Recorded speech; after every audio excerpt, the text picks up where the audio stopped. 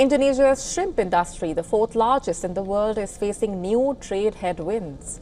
In fact, a recent trade agreement between America and Indonesia has introduced a 19% tariff on shrimp exports to America, while lower than the earlier proposed 32%. It's already taking a toll. Data revealing that Indonesia's shrimp exports to the US were already on a decline, falling 40% in 2024 as compared to 2022. And the US is Indonesia's top shrimp buyer, accounting for 60% of the country's $1.6 billion in exports last year.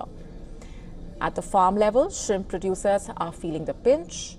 Farmers warn that the tariffs are stifling growth and could force smaller players out of the business.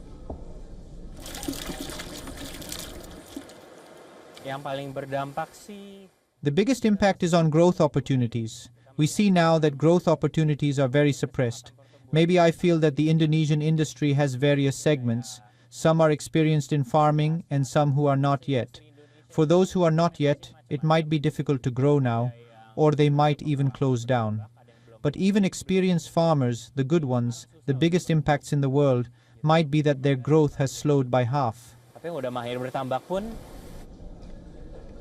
Exporters are now caught in a dilemma: absorb the cost or lose market share. Either option put pressure on profitability, particularly for newer entrants in the business. With the US market becoming less viable, Indonesian exporters are turning elsewhere. Europe and China have emerged as possible alternatives, and farmers believe diversification is now critical to reduce dependency on American buyers.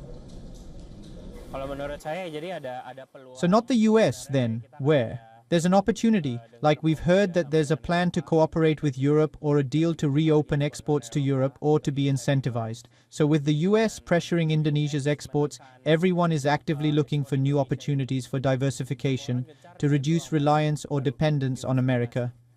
Coincidentally, we in Indonesia are a bit behind. We hope we can catch up with other countries. Yes, diversification, especially Europe and China. It's already starting, new market opportunities.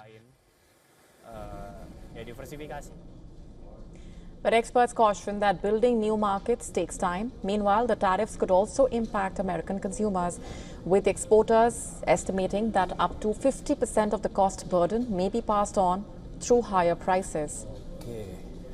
The full impact of the trade shift is only beginning to unfold.